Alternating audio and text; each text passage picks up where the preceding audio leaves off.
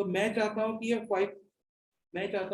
5 days के अंदर है, इसके अंदर पूरा ध्यान आप इस सेशन में रखें, लाइव क्लास लें, रिकॉर्डिंग में इसके बाद भेज ही दूंगा, जिससे आपको समझने में आसानी हो, क्योंकि जितनी बार आप देखेंगे हैंडमेड नोट्स बनाएंगे तो उतने ज़्यादा टाइम तक आपके माइंड में वो पिक्चर रहेगी और आप उसको आइडेंटिफाई प्रैक्टिस के साथ साथ रूटीन में लेकर आ पाएंगे। ठीक है, तो सबसे इंपॉर्टेंट चीज़ क्या है, 90% जो जितने भी एनालिटिस्ट हैं जो बेसिकली इस पर वर्क करते हैं, वो बेसिकली दो फंडामेंटल्स पे काम करते हैं। एक कहते हैं फंडामेंटल एनालिटिक्स होते हैं, एक होते हैं टेक्निकल एनालिटिक्स। जो फंडामेंटल एनालिटिक्स होते हैं वो बेसिकली क्या करते हैं, वो बेसिकली किसी कंपनी की balance sheet, profit and loss, cash flow statement या क्वार्टरली रिजल्ट या फिर ऑल ओवर कंपनी की ग्रोथ के बारे में डिस्कस करके उस पर एक लॉन्ग टर्म व्यू देते हैं। या फिर हम क्या करते हैं, टेक्निकल एनालिस्ट के अकॉर्डिंग डिसीजन को रिकमेंड लेते हैं। या फिर हम तीसरा हमारे पास ऑप्शन रहता है कि हम न्यूज के बेस पे काम करते हैं, कि न्यूज वाले ने बता दिया कि आज ये बाय कर लो, हमने बाय कर लिया, तो ऑटोमेटिकली क्या होता है, कहीं ना कहीं हम ये चीज मिस कर देते हैं कि हमने जहां पर एंट्री ली वहां पर कहीं ना कोई प्रॉफिट भी बुक कर रहा होगा, या फिर कोई ना कोई डिमांड जोन के अंदर या सप्लाई जोन के अंदर वो प्राइस भी आ रही होगी। तो मैं ये चाहता हूँ कि आप लोग फंडामेंटल के अकॉर्डिंग तो लोग काम करते हैं, अगर आपको फंडामेंटल के अकॉर्डिंग काम करना है तो कोई भी निफ्टी फिफ्टी की 50 कंपनियां चूज कर लीजिए, ब्लू चिप कंपनियां, उसके अंदर उनके balance sheet, profit and loss, ये सब कुछ अच्छी रहती है निफ्टी के अंदर। उनमें आप अगर इन्वेस्ट करते हैं तो ऑटोमेटिकली क्या होता है, आपका धीरे धीरे प्रॉफिट भी आपको बुक होने लग जाएगा, ग्रोथ होगी कुछ सालों के अंदर। पर मैं ये चाहता हूँ कि जो जो हम यहाँ बैठे हैं अर्ली अर्निंग करने के लिए, ज्यादा अर्निंग करने के लिए, तो वो हमें बेसिकली कहाँ से हो सकती है, टेक्निकल एनालिसिस हो सकती है, क्योंकि फंडामेंटल एनालिसिस से हम लॉन्ग टर्म का व्यू तो देख सकते हैं कि भाई 1-2 साल, 5 साल, 10 साल में क्या होने वाला है, पर फंडामेंटल से हमें ये आइडेंटिफाई नहीं हो सकता कि कल क्या होने वाला है, आने वाले 4-5 दिन में क्या होने वाला है, 10-5 दिन में क्या होने वाला है, वो हमें आइडेंटिफाई होगा टेक्निकल एनालिसिस। तो टेक्निकल एनालिसिस बहुत ज्यादा इंपॉर्टेंट है। मैं ये कहता हूँ कि फंडामेंटल भी इंपॉर्टेंट है, पर फंडामेंटल से हमें लॉन्ग टर्म का व्यू मिलता है। जितनी भी फंडामेंटल के अंदर आप ये सब देखते हैं, balance sheet, profit and loss statement, cash flow statement या क्वार्टरली रिजल्ट या कुछ भी आप उसके ग्रोथ के बारे में देखते हैं, टेक्निकल एनालिसिस के अंदर वो सब कुछ ऑटोमेटिकली इंक्लूड रहता है। ठीक है, टेक्निकल एनालिसिस के अंदर ये सब कुछ A to Z जो भी आपके टर्म्स होते हैं ये सब कुछ इसके अंदर इंक्लूड रहता है, क्योंकि चार्ट पर ऑलरेडी प्लॉट रहता है टेक्निकल एनालिसिस के अंदर। टेक्निकल एनालिसिस के अंदर हम बेसिकली बहुत सारे पैटर्न्स होते हैं, जैसे चार्ट पैटर्न्स होते हैं, candles, renko chart, bar chart, line chart, पर हम बेसिकली वर्क करेंगे कैंडल चार्ट पे, क्योंकि कैंडल चार्ट के अंदर जितनी भी ये फंडामेंटल के जो कैश फ्लो स्टेटमेंट होती हैं, बैलेंस शीट होती है, ये सब ऑलरेडी प्लॉटेड होती हैं। बस हमें आइडेंटिफाई करना है कि वो किस तरीके से प्लॉट हो चुकी हैं, क्योंकि जो भी बाय और सेल आप करते हैं, जो भी बाय और सेल आप करते हैं वो ऑटोमेटिकली उन चार्ट पर ऑलरेडी प्लॉटेड होता है। और टेक्निकल एनालिसिस के अंदर हम बेसिकली, हमारा मींस क्या होता है कि हम पास्ट प्राइस एक्शन को देखकर फ्यूचर प्राइस एक्शन को प्रिडिक्ट करते हैं, जिससे हमें आइडेंटिफाई, जिससे हमें शॉर्ट टर्म, लॉन्ग टर्म और साथ में कल क्या होने वाला है, आने वाले 4-5 दिन में क्या होने वाला है, शॉर्ट टर्म के अंदर, मीडियम टर्म के अंदर, लॉन्ग टर्म के अंदर हमें कॉल्स को आइडेंटिफाई करने में हेल्प मिलती है बेसिकली, जो हम बेसिकली टेक्निकल एनालिसिस के थ्रू कर सकते हैं। ठीक है, तो ये जो सेशन होने वाला है ये प्योरली टेक्निकल एनालिसिस के ऊपर होने वाला है, जिसमें आपको आइडेंटिफाई होगा कि हम किस तरीके से अपने चार्ट्स पर वर्क करेंगे। ठीक है, तो मेरा जो सेशन है मैं चाहता हूँ कि बी फोकस होकर आप इसे देखें, और ये चीज समझने के लिए बहुत इंपॉर्टेंट है, क्योंकि आपने सिर्फ अभी तक जो भी कन्वेंशन पैटर्न पे काम किया हो, double bottom, triple bottom, doji, morning star, evening star, ये सब कन्वेंशनल पैटर्न्स हैं। हम इससे 2 स्टेप आगे हैं इस पैटर्न के अंदर, जिसे हम basically demand and supply pattern भी कहते हैं। इसके अंदर हम ना तो मैं कोई आपको लेगिंग इंडिकेटर्स प्रोवाइड करूंगा, ना कोई आपको कोई स्टडीज प्रोवाइड करूंगा, मैं सिर्फ आपको ये बताऊंगा कि कहाँ पर एफआईज और डीआईज जो ये बाइंग करते हैं वो किस तरीके से करते हैं, सबसे इंपॉर्टेंट चीज। और उसके साथ साथ ये भी आपको आइडेंटिफाई होगा कि अभी तक जो हमने गलतियां करी हैं वो आगे हम गलतियां ना करें। तो आपने बहुत सारे चार्ट पैटर्न्स देखे होंगे। सबसे पहले आपको मैं तो कैंडल चार्ट पैटर्न दिखा देता हूँ। कोई भी हम एक चार्ट खोल लेते हैं, जैसे कि आज हम आरबीएल बैंक का ही खोल लेते हैं, कोई भी खोल लीजिए। मैं बिल्कुल जीरो स्टैक से समझा रहा हूँ, आई थिंक सो आपको कैंडल के बारे में थोड़ा बहुत पता भी होगा, पर मैं चाहता हूँ कि आप जीरो से समझेंगे बिल्कुल तो आप इजिली उस चीज को आइडेंटिफाई कर सकेंगे। ठीक है, मैं एक बार आपको दिखा देता हूँ।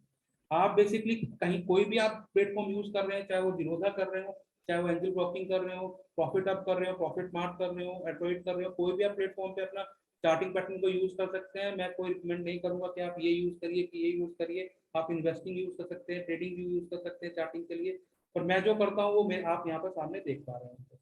तो यहाँ पे सबसे पहले मैंने एक चार्ट खोला है आपके सामने आरबीएल बैंक का, जिसमें आपको कुछ कैंडल्स आपको दिख रही होंगी। कुछ कैंडल्स ग्रीन कलर की हैं, कुछ कैंडल्स रेड कलर की हैं। ठीक है, ये कैंडल्स आपको दिख रही होंगी। पर आप में से बहुत सारे लोग ये देखते हैं कि कैंडल्स हम देखते हैं पर हमें कुछ समझ नहीं आता, सबसे इंपॉर्टेंट चीज। पर मैं कहता हूँ कि कैंडल्स के अंदर हर चीज प्लॉट है, कि फ्यूचर का प्राइस एक्शन भी प्लॉट है। तो वो समझना बहुत इंपॉर्टेंट है।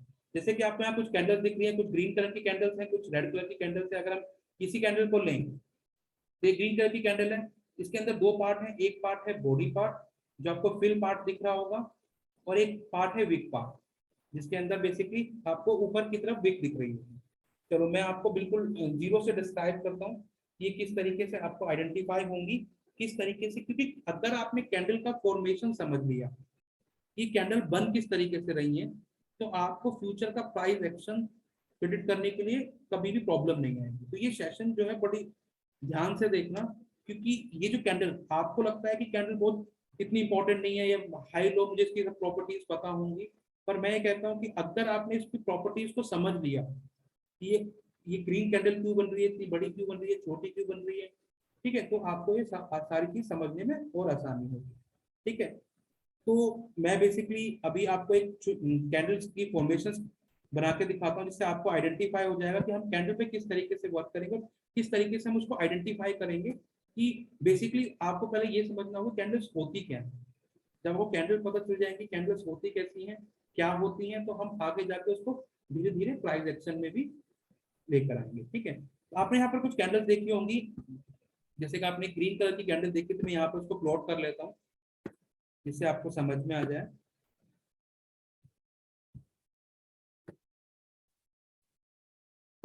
एक आपने यहाँ पे रेड कलर की ग्रीन कलर की कैंडल देखी इस तरीके से। ठीक है, एक आपने रेड कलर की कैंडल देखी। मैं दोनों कैंडल को यहाँ पर प्लॉट कर लेता हूँ जिससे आपको समझाने में आसानी रहेगी मुझे भी। ठीक है,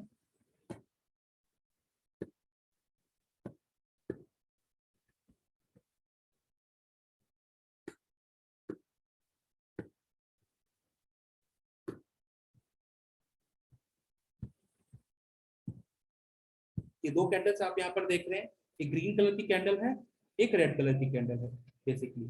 ठीक है, तो ग्रीन कलर की कैंडल्स हमें क्या डोनेट कर रही है, बेसिकली क्या कर रही है, ये बेसिकली हमें एक बाइंग का इंडिकेशन बता रही है। सबसे इंपॉर्टेंट चीज कि यहाँ पर कम कहीं ना कहीं बाय ज्यादा हो रही है। पर कैंडल की हमें चार प्रॉपर्टीज है। हमें आपको स्टार्टिंग होता है, ये होती है बॉडी पार्ट, जो फिल पार्ट होता है ये होता है बॉडी पार्ट।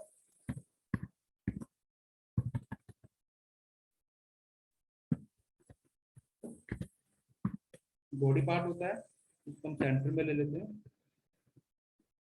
जिससे आपको समझाने में आसानी रहेगी। ये होता है अपसाइड का होता है अपर विक, नीचे की होती है दैट इज लो। ठीक है, मैं इसको इंडिकेशन करने के लिए लाइन से इंडिकेट कर देता हूँ। बेसिकली आपकी जो ये लाइन है, फर्स्ट लाइन ऊपर की जो ये है, इसे हम कहेंगे अपर विक, नीचे वाले को कहेंगे हम लोअर विक, और बॉडी हम ये हमारी बॉडी। ठीक है, यानी कि जब ये ग्रीन कैंडल बनती है तो वो किस तरीके से बनती है। ग्रीन कैंडल तब बनती है जब उसके अंदर एक पॉजिटिव डिफरेंस हो। पॉजिटिव डिफरेंस कैसे होगा, कभी भी कोई कैंडल ओपन होगी तो हमेशा जो पॉजिटिव डिफरेंस होगा अप साइड पर होगा। जो पॉजिटिव डिफरेंस अप साइड पर होगा तो हमेशा एक ग्रीन कैंडल का फॉर्मेशन होगा। एग्जाम्पल यहाँ पर ये कैंडल है, ये 100 रुपीज पे ओपन होती है और ये ओपन होकर लो बनाती है एग्जाम्पल 95 रुपीज का, और ये प्राइस जाती है हाई जाती है 110 रुपीज, और ये क्लोज हो जाती है एग्जाम्पल मानते हैं हम 108 रुपीज। ठीक है, तो ये क्या हुआ हमारा ओपन, ये क्या हुआ हमारा लो, ये क्या हुआ हमारा हाई, और ये क्या हुआ हमारा क्लोज। इस तरीके से हमें आइडेंटिफाई होगा कि जब भी एक कैंडल के अंदर एक पॉजिटिव डिफरेंस आएगा तो ऑटोमेटिकली क्या होगा, वहां पर एक ग्रीन कैंडल का फॉर्मेशन होगा। और अगर मैं बात करूं एक रेड कैंडल की, रेड कैंडल के अंदर क्या होगा कि जब भी एक नेगेटिव डिफरेंस होगा प्राइस के अंदर तो ऑटोमेटिकली क्या होगा, वो प्राइस वो ग्रीन रेड कैंडल का फॉर्मेशन करेगी। बेसिकली ओपन क्लोज का जो ग्रीन कैंडल के अंदर ओपन रहता है डाउन साइड के अंदर, तो यहाँ पर ओपन रहेगा हमारा अप साइड के अंदर। ये हमारा ओपन हो गया, ये हमारा हाई हो गया, फिर एक नेगेटिव डिफरेंस है इसके अंदर, ठीक है, यहाँ पर हमारा लो हो गया और ये हमारा क्लोज हो गया, ठीक है।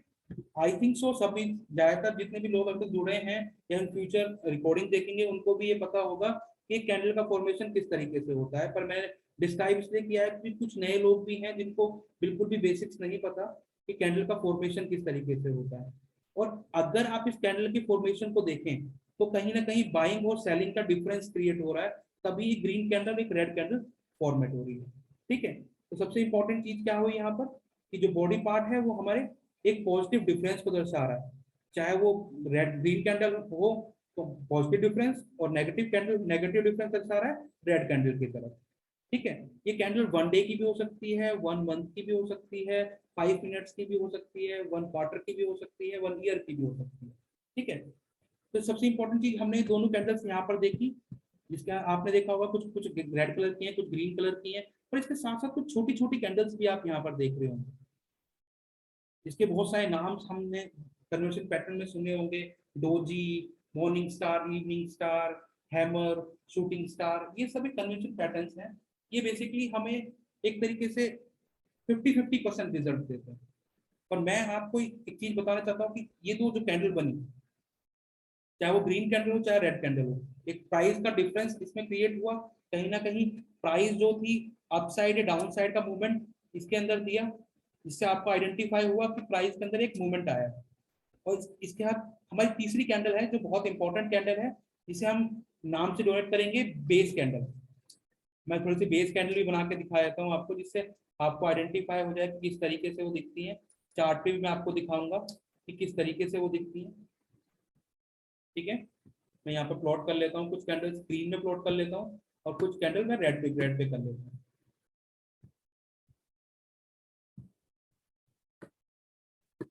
ये सब बेसिक्स इसलिए पढ़ा रहा हूँ कि आपको इन फ्यूचर बार बार ये प्रॉब्लम ना आए कि बेसिक्स क्लियर नहीं होंगे तो आप प्राइस एक्शन को नहीं आइडेंटिफाई कर पाएंगे, ठीक है। तो देखिए कुछ बेस कैंडल इस तरीके से बनती है, कुछ इस तरीके से बनती है, कुछ रेड ले लेते हैं हम।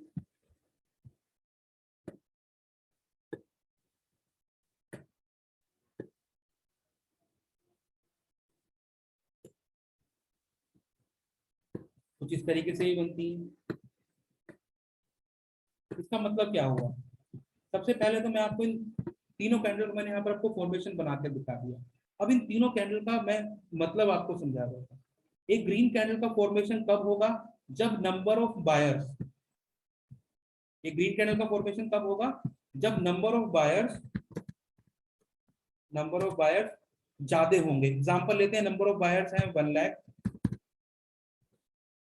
और नंबर ऑफ सेलर्स हैं 50 के, यानी कि जो बायर्स हैं वो ज्यादा हैं सेलर्स के मुकाबले। आई थिंक जैसे कि 100 रुपीज पे प्राइस का ओपन हुआ, ठीक है, प्राइस को अगला सेलर मिला 102 पे, 104 पे, 106 पे या 108 पे या 110 पे। जहां तक उसको जो अगर उसके ऑर्डर्स कंप्लीट हो गए, नंबर ऑफ बायर्स और नंबर ऑफ सेलर्स दोनों इक्वल हैं, तो वहां पर एक नॉर्मल बेस कैंडल का फॉर्मेशन होगा, ठीक है। इस तरीके से आप देख रहे हैं यहाँ नंबर ऑफ बायर और सेलर दोनों फाइट कर रहे हैं। पर जब नंबर ऑफ बायर ज्यादा होंगे सेलर के मुकाबले तो क्या होगा, ऑटोमेटिकली प्राइस ऊपर चली जाएगी। आप यहाँ जैसे देखते हैं कि प्राइस के अंदर एक हैवी मोमेंटम आया, कोई भी हम चार्ट ले रहे हैं, जैसे कोई भी चार्ट ले रहे हैं, प्राइस के अंदर एक हैवी मोमेंटम आया, तो इसका मतलब क्या है कि यहाँ पर नंबर ऑफ बायर्स ज्यादा है नंबर ऑफ सेलर्स से, कि यानी कि इसका मतलब क्या हुआ कि उसको ऑर्डर ही ऊपर मिल रहे हैं। एग्जांपल, हम कोई भी ऑर्डर पंच करते हैं, जैसे कि मान लीजिए 1 लाख ऑर्डर में पंच करने हैं, तो अगर 1 लाख ऑर्डर पंच करें, मान लीजिए 100 रुपीज पे है, और 102 पे 50,000 है, 30,000 है, इस तरीके से ऑर्डर जहां तक 1 लाख होंगे तो वहां तक प्राइस शूट कर जाएगी जितने सेलर्स होंगे। या फिर अगला सेलर ही ऊपर बैठा हुआ है, यानी कि 100 रुपीज के बाद अगला सेलर 105 पे बैठा हुआ है, तो ऑटोमेटिकली प्राइस 105 तक शूट कर जाएगी। ठीक है, तो ये आपको समझना बहुत जरूरी है कि नंबर ऑफ बायर्स और नंबर ऑफ सेलर्स जहां पर ज्यादा होंगे, नंबर ऑफ बायर जहां पर ज्यादा होंगे, ऑटोमेटिकली सेलर्स कम होंगे तो प्राइस ऑटोमेटिकली ऊपर चल जाएगी। जैसे डीमार्ट है या आईआरसीटीसी, आप देखते होंगे आईआरसीटीसी रोज 5-10% ऊपर चल रहा है, यानी कि कोई उसे बेचने को तैयार नहीं है, सब उसे खरीदने को तैयार है। कोई बोलता है मैं 5,000 में खरीद दूँ, कोई बोलता है मैं 6,000 में खरीद दूँ, प्राइस अपने आप ऑटोमेटिकली 400-500 रुपये ऊपर चली जाती है। जहां तक उसको सेलर नहीं मिलता वहां तक प्राइस ऊपर जाती रहती है जैसे। ठीक है, तो वैसे ही एक ग्रीन कैंडल का फॉर्मेशन होता है। उसके साथ साथ अगर रेड कैंडल की बात करें तो ऑटोमेटिकली रेड कैंडल के अंदर भी अगर नंबर ऑफ, यहाँ पर नंबर ऑफ जो नंबर ऑफ सेलर्स हैं वो ज्यादा होंगे नंबर ऑफ बायर्स से। एग्जाम्पल, नंबर ऑफ बायर हैं यहाँ पर 1 लाख, सॉरी 50,000, और नंबर ऑफ सेलर्स हैं यहाँ पर, सेलर्स हैं 1.5 लाख, या फिर आई थिंक तो कुछ ही आप मान लीजिए, या 2 लाख मान लीजिए, तो ऑटोमेटिकली जो प्राइस होगी, यानी कि लोग उसको बेचने को तैयार हैं।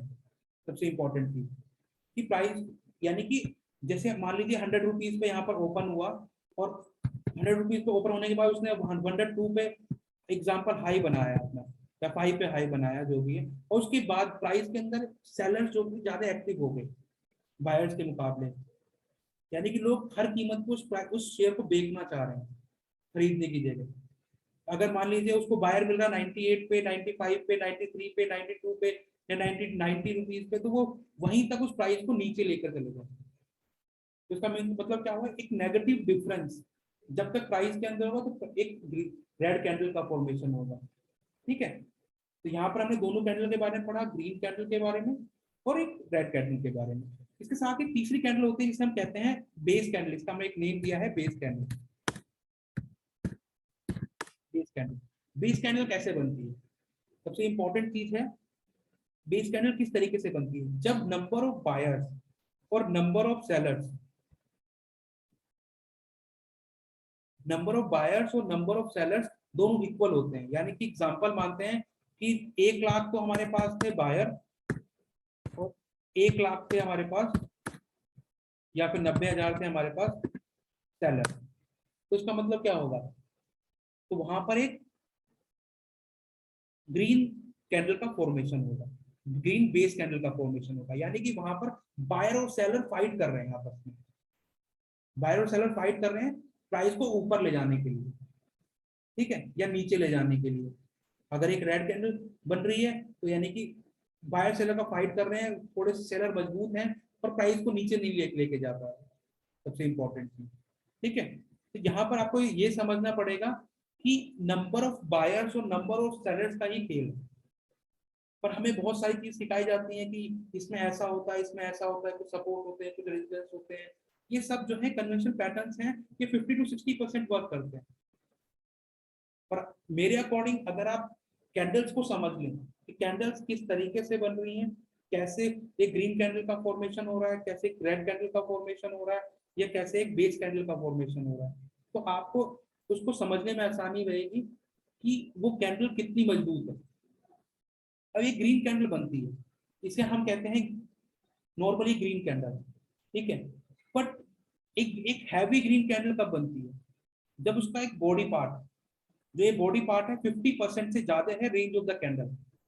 रेंज ऑफ कैंडल क्या होता है, हाई और लो का जो रेंज है उससे 50% से ज्यादा बॉडी पार्ट होता है, तो यानी कि उसके अंदर maximum number of buyers include है। ठीक है, और वैसे ही हम अगर हम एक ग्रीन कैंडल का फॉर्मेशन कहते हैं तो total range of the candle, चाहे वो हाई से लेकर लो तक की जो रेंज है उससे 50% ऑफ द बॉडी पार्ट ज्यादा है, तो ऑटोमेटिकली उसके अंदर सेलर का जो पावरफुल है, सेलर बहुत ज्यादा पावरफुल है। तो मैं एक बेसिकली इनका एक फॉर्मूला मैं आपको बता देता हूँ कि हम ग्रीन कैंडल और रेड कैंडल को एक एक्साइटिंग कैंडल यानी कि बड़ी कैंडल के तौर पे कैसे पहचानें कि ये इसके अंदर नंबर ऑफ बायर ज्यादा हैं या नंबर ऑफ सेलर ज्यादा हैं। तो उसके लिए मैं एक छोटा सा फॉर्मूला यहाँ पे लिख देता हूँ, इससे आपको आइडेंटिफाई हो जाए कि समझने में, ठीक है। एग्जाम्पल ले लेते हैं, जैसे कि बॉडी पार्ट जो है, बॉडी पार्ट ज्यादा है किससे, 50% for the body part of the range of the candle।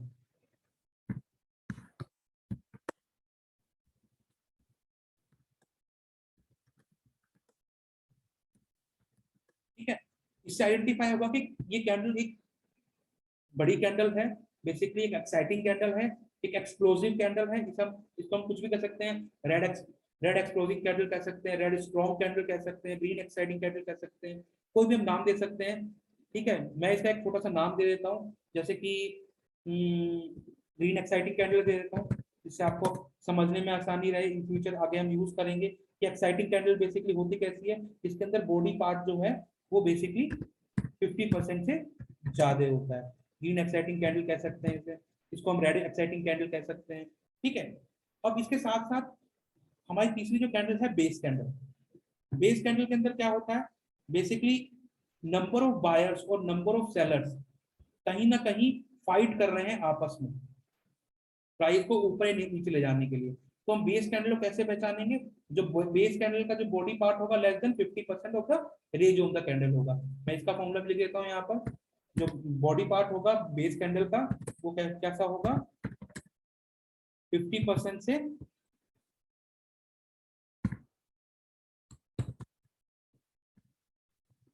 50% से लेस होगा बेसिकली। ठीक है, या रेंज ऑफ द कैंडल कह सकते हैं।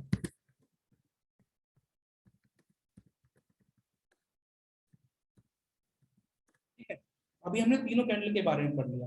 अब इन तीनों कैंडल को हम एक बार में चार्ट पे भी देख लेते हैं, चार्ट पे किस तरीके से दिखती है। ठीक है, जैसे कि यहाँ पर हम कोई भी और दूसरा चार्ट भी खोल या इसी चार्ट में देख लेते हैं, कोई दूसरा देख लेते हैं, थोड़ा बैक करके देख लेते हैं।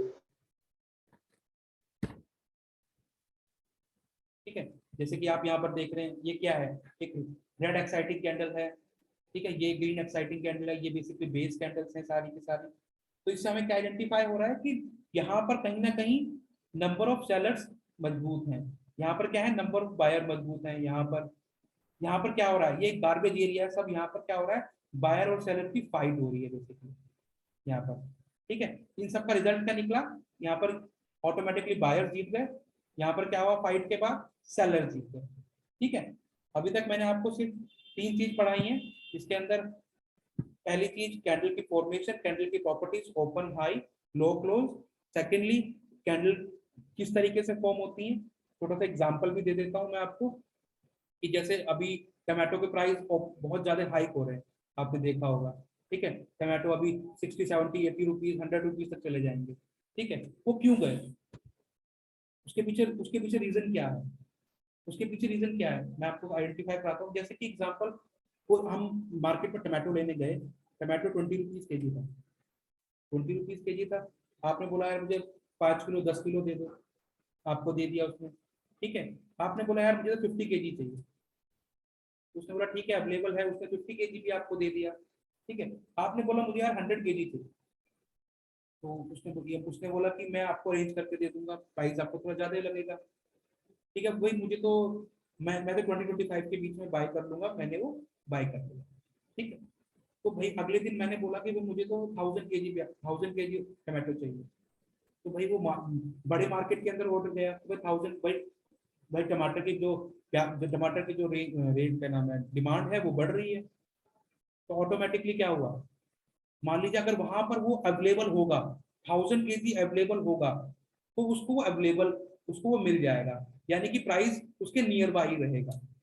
अगर वो अवेलेबल नहीं होगा तो प्राइस ऑटोमेटिकली ऊपर की तरफ शूट हो जाएगा, ऑटोमेटिकली 25 से 30 रुपए चले जाएगा, 30 से 40 जाएगा, 40 से 50 भी जाएगा, जहां पर उसको सेलर मिलेगा जहाँ पर उसको अवेलेबिलिटी मिलेगी 1000 केजीज की, इस रेट पे अवेलेबल हो जाएंगे या इस रेट पे अवेलेबल हो जाएंगे, तो वहां तक वो प्राइस अब चली जाएगी। ठीक है, तो तीनों कैंडल के बारे में हमने पढ़ा। अब ये कैंडल के बारे में पढ़ा क्यों? सबसे इंपॉर्टेंट चीज है कि हमने कैंडल के बारे में पढ़ा क्यों, कि इससे हमें आइडेंटिफाई क्या होगा। इससे हमें आइडेंटिफाई ये हुआ कि बेसिकली किस तरीके से एक कैंडल के अंदर बाइंग और सेलिंग होती है। अब हम के साथ में हम डिस्कस करेंगे कि जब हम कोई कैंडल, जब किसी भी बायर और सेलर की फाइट होती है, मैं यहाँ पर बेस कैंडल को ब्लू कलर से ले लेता हूँ जिसको आइडेंटिफाई करने में आसानी रहे, क्योंकि बेस कैंडल जो होती है जहां पर बायर सेलर की फाइट होती है, उससे उससे कभी भी आप ये इंडिकेट नहीं कर सकते कि प्राइस ऊपर जाएगा या नीचे जाएगा। ठीक है, जैसे कि एक ये बेस कैंडल है, आप ये देख रहे हैं, ये एक बेस कैंडल है।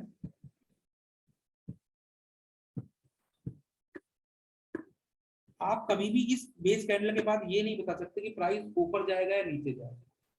बट जब इस बेस कैंडल में हमें पता है बायर और सेलर की फाइट हो रही है, कहीं ना कहीं बायर और सेलर की फाइट हो रही है, तो हमें ये पता है कि बायर सेलर की फाइट, इसके बाद कोई ना कोई तो जीतेगा, चाहे उसमें बायर जीते चाहे उसमें सेलर जीते। ठीक है, तो मैं कहता हूं कि इसमें एग्जांपल हम मानते हैं बायर इसमें विन विन सिचुएशन में चले जाते हैं, बायर यहाँ पर जीत जाते। जब यहाँ पर बायर जीतेंगे तो ऑटोमेटिकली क्या होगा कि एग्जांपल मानते हैं, बस हम जैसे हम जो बाइंग करते हैं, हम तो करते हैं 100 200 1000 2000 5000 10,000 क्वांटिटी बाय करते हैं, या कोई 50,000 की क्वांटिटी बाय कर लेता है। पर जो बड़े बड़े इंस्टीट्यूशंस होते हैं वो हमेशा करोड़ों में बाय करते हैं, कि वो 1 करोड़ क्वांटिटी बाय कर ली, 2 करोड़ क्वांटिटी बाय कर ली, 50 का क्वांटिटी बाय कर ली। वो हमेशा एक प्राइस रेंज के अंदर बाय बाय करते हैं। हम तो प्राइस को फॉलो करते हैं, वो कभी प्राइस को फॉलो नहीं करते। वो हमेशा क्या करते हैं, एक रेंज में बाय करते हैं कि भाई मुझे तो 100 से लेकर 105 के बीच में बाय करना है। ठीक है, तो एग्जांपल हम लेके चलते हैं कि यहाँ पर 1 CR का ऑर्डर था, जहाँ फाइट हुई तो उसके बाद बायर यहाँ पर जीत गए, तो हम ये मान के चलते हैं कि 50 लाख ऑर्डर अभी भी यहाँ पेंडिंग है। क्यों पेंडिंग है? क्योंकि सारे ऑर्डर अगर उसके एग्जीक्यूट हो जाती तो यहाँ भी बेस कैंडल बन जाती, यहाँ पर भी बेस कैंडल बन जाती ना, अगर सारे ऑर्डर एग्जीक्यूट हो जाते। तो यहाँ पर कहीं ना कहीं पेंडिंग है। एग्जाम्पल यहाँ 50 लाख ऑर्डर पेंडिंग रह गए, और वन मान लीजिए 1 करोड़ ऑर्डर जो थे प्लेस हुए थे, इसमें 50 लाख जो थे पेंडिंग रह गए, पेंडिंग रह गए। तो इंस्टीट्यूशन जो भी होते हैं, बड़े बड़े इंस्टीट्यूशन जो होते हैं, वो हमेशा एक रेंज के अंदर बाय करते हैं, कभी भी वो प्राइस को फॉलो नहीं करते। और हम क्या है, हम प्राइस को फॉलो करते हैं। अभी आपने देखा हुआ प्राइस, जैसे कि मान लीजिए टाटा, आज टाटा पावर है, टाटा पावर 250 रुपये होगा, 260 रुपये हो गया, तो हम क्या बोलते हैं, अबे यार 260 पे नहीं मिला, हम 265 पे ले लेते हैं, 263 पे ले लेते हैं। हम हमेशा महंगा लेते हैं, हम एक रेंज बॉन्ड के अंदर बाई नहीं करते। पर जो इंस्टीट्यूशन होता है वो हमेशा एक रेंज बॉन्ड के अंदर बाय करता है। तो इससे क्या पता चलता है कि कहीं ना कहीं यहाँ पर पेंडिंग ऑर्डर है। अगर यहाँ पर बायर विन विन सिचुएशन में चले गए, प्राइस को ऊपर लेकर चले गए, तो ऑटोमेटिकली यहाँ पर कहीं ना कहीं पेंडिंग ऑर्डर होंगे, और इंस्टीट्यूशन कभी भी अपने पेंडिंग ऑर्डर नहीं हटाता। हम तो ऑर्डर कैन के पास तो एडवांस टेक्नोलॉजी है कि वो उन पेंडिंग ऑर्डर को देखती जल्दी नहीं हटाता, क्योंकि वहां पर एक, और वहां पे ऑटोमेटिकली डिमांड जनरेट कर दी है उसने। तो अगर डिमांड जनरेट कर दी तो बहुत सारे एफआईआई ऑलरेडी इस चीज को नोटिस कर रहे होंगे कि यहाँ पर उसने बाय किया है। तो यहाँ पे अगर उसने अपने सेलिंग ऑर्डर हटाए या पेंडिंग ऑर्डर हटाए, तो ऑटोमेटिक दूसरा एफआईआई बैठा हुआ है उस चीज को कैप्चर करने के लिए। ठीक है, बट अब क्या होगा अगर यहाँ पे प्राइस ऊपर चली गई, तो अगर प्राइस यहाँ से दोबारा नीचे आती है, अगर प्राइस यहाँ से नीचे आती है, तो यहाँ पर क्या चांसेस होंगे, यहाँ पर पेंडिंग ऑर्डर है, चांसेस ये होंगे कि जैसे ही इस पेंडिंग ऑर्डर के पास प्राइस आएगी तो प्राइस ऑटोमेटिकली, हमें बेसिकली इंस्टीट्यूशंस के ना फुटप्रिंट को फॉलो करना है, और यही वो फुटप्रिंट है जो बेसिकली हमें आइडेंटिफाई करने में हेल्प करेंगे कि हमें कहाँ पर एंट्री लेनी है, कहाँ पर हमें स्टॉप लॉस रखना है, क्योंकि हमें उनके उनके फुटप्रिंट को फॉलो करना है। अगर हम उनसे आगे रहेंगे तो भी हम मरेंगे, पीछे रहेंगे तो भी हम मरेंगे, कहीं ना कहीं वो हमें ट्रैप कर लेते हैं इस चीज के अंदर। तो हमें उसके फुटप्रिंट के साथ चलना है। ठीक है, ये चीजें मैं आगे भी आपको दिखाऊंगा। और ये नहीं है कि यहाँ पर आकर ये ऑर्डर चले ही चले, यहाँ पर आके बाइंग ऊपर आए आए, अगर यहाँ पर 50,000 पेंडिंग ऑर्डर हैं और ऊपर से जो सेलिंग आ रही है वो 70 करोड़ 70 लाख की आ रही है, तो ये जोन भी ब्रीच हो जाएगा। ठीक है, मैं इसकी इसकी इसकी एक 3 कॉपी बना के आपको थोड़ा सा और समझा देता हूँ, इससे आपको आइडेंटिफाई हो जाए कि मैं आपको क्या समझाना चाह रहा हूँ।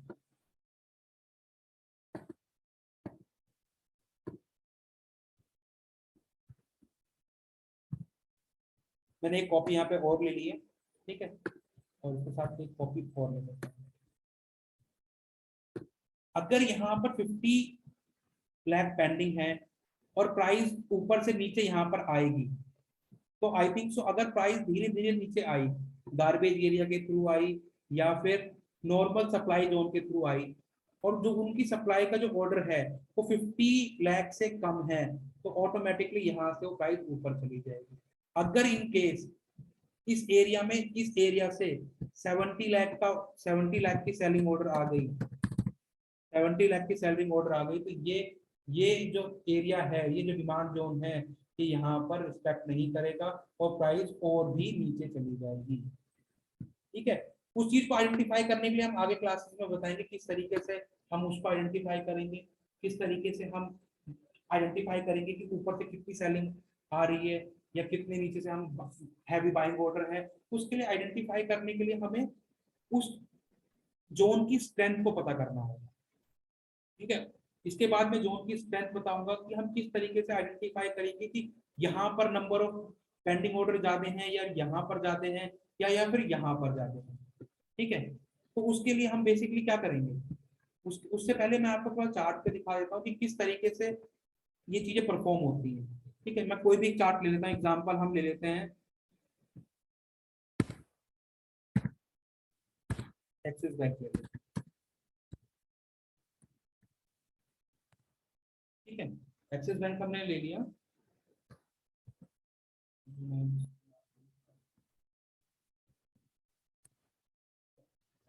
यहाँ पर हमने क्या देखा, अब यहाँ पर हम एक चीज देखेंगे, सबसे इंपॉर्टेंट चीज कि कहाँ पर पेंडिंग ऑर्डर्स थे हमारे। अभी हमने क्या देखा कि एक बेस कैंडल के बाद जो भी कैंडल का फॉर्मेशन होता है, जब भी प्राइस उस प्राइस तक आती है तो ऑटोमेटिकली क्या होता है, ऑटोमेटिकली क्या होता है, प्राइस वहां से रिएक्शन देती है अपना कुछ ना कुछ उस एरिया से। ठीक है, जैसे कि आप हम स्टार्टिंग करते हैं, यहाँ से स्टार्टिंग कर लेते हैं। यहाँ पर बेसिकली बायर सेलर की फाइट हुई, यहाँ पर हुई। इस एरिया के बारे में बाद में डिस्कस करेंगे, पहले इस एरिया के बारे में करते हैं। यहाँ पर बायर सेलर की फाइट चल रही है, यहाँ बेस कैंडल्स बनी हुई है, यहाँ पर प्राइस बायर्स यहाँ पर विन विन सिचुएशन में चले गए, यहाँ पर भी चल रही है, यहाँ पर भी चले गए। ठीक है, अब जब प्राइस इस एरिया में आई, आप इस एरिया को देख रहे हैं, जब प्राइस इस एरिया में आई तो क्या हुआ, प्राइस यहाँ से ऊपर चली, यानी कि यहाँ पर कहीं ना कहीं पेंडिंग ऑर्डर थे। ठीक है, जब प्राइस वापस ऊपर चले तो यहाँ पर जो ऑर्डर थे सेलिंग के वो और भी ज्यादा थे, तो ऑटोमेटिकली ये एरिया भी ब्रीच हो गया। उसके बाद अगला डिमांड जोन कहाँ पर है हमारा, यहाँ पर है, जहाँ पर बहुत सारे पेंडिंग ऑर्डर्स थे हमारे पास। जब प्राइस यहाँ पर आया तो ऑटोमेटिकली क्या हुआ, यहाँ पे आया। ठीक है, तो क्या हुआ, दोबारा प्राइस ऊपर की तरफ शूट हो गया, तो ऊपर भी एक सप्लाई जोन थी हमारी, वहां से फिर प्राइस डाउन आया। ठीक है, तो ऐसे करते करते ये यहाँ पर आपने आप को प्रूफ कर रहे हैं कि जो डिमांड जोन है वो अपने आप को प्रूफ कर रहा है। अब जैसे कि यहाँ पर प्राइस आया, यहाँ पे सप्लाई जोन से हिट होकर नीचे आ गया, यहाँ पर प्राइस आया, यहाँ से फिर दोबारा डिमांड जोन से हिट होकर चला गया ऊपर साइड पे, फिर ऊपर जाने के बाद ये सप्लाई जोन हिट हो गया यहाँ पर। ठीक है, मैं मार्क भी करता चलता हूँ बेसिकली, जिससे आपको आइडेंटिफाई होता चले कि मैं बेसिकली जो बता रहा हूँ कहाँ कहाँ परफॉर्म हो रहा है।